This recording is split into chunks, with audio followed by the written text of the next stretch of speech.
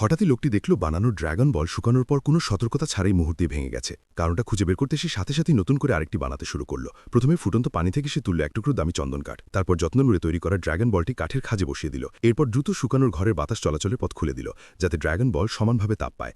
একই সঙ্গে প্রতি ঘন্টার বাতাসের গতি ও তাপমাত্রাও লিখে রাখছিল। সে ভেবেছিল এবার আর কোনো ভুল হবে না, কিন্তু ঠিক তখনই যখন সে কাঠটি উল্টে ধরল, তাপের প্রসারণ ও সংকোচন সহ্য করতে না পেরে বলটি আবারও ভেঙে গেল। লোকটির বুক ধক করে উঠল। এখন মনে হচ্ছে সমস্যা বায়ু চলাচল ব্যবস্থাতেই। তাই সে দ্রুত বাইরে গিয়ে পরীক্ষা শুরু করল। কিন্তু কয়েকবার পাইপে খোঁচাখুচি করার পর হঠাৎই ভেতর থেকে টেনে বের করল একটি কাপড়। এতে স্পষ্ট বোঝা গেল কেউ ইচ্ছে করেই বাতাসের পথ বন্ধ করে দিয়েছিল তাদের পরিবারকে ফাঁসানোর জন্য। কিন্তু এখন বিশ্বাসঘাতক খোঁজার সময় নেই। ড্র্যাগনটি ৩ দিনের মধ্যেই জমা দিতে হবে। সময় মতো না দিলে তাদের কঠিন শাস্তি পেতে হবে। আরও খারাপ বিষয় হলো, ড্র্যাগনটি ইতিমধ্যেই শুকিয়ে শক্ত হয়ে গেছে। এখন জোর করে ড্র্যাগন বল ঢোকাতে গেলে কাঠটাই ভেঙে যাবে। সবাই ভাবছিল এবার আর বাঁচার উপায় নেই। কিন্তু জমা দেওয়ার আগের রাতে লোকটির মাথায় হঠাৎ এক বুদ্ধি এলো। সে ড্র্যাগনের মুখের ভেতরই ড্র্যাগন বলটি জোড়া লাগালো, তারপর বাইরে থেকে রঙের একটি স্তর লাগিয়ে দিল। দেখতে পুরোটা নিখুঁত লাগছিল। কেউ বুঝতেই পারবে না ভেতরের রহস্য। ড্র্যাগন জমা দেওয়ার দিনে ঊর্ধ্বতন কর্মকর্তা খুবই খুশি হলেন। এভাবেই লোকটি নিজের জীবন বাঁচিয়ে ফেলল। কিন্তু বিশ্বাসঘাতক এখনও অজানা রয়ে গেছে।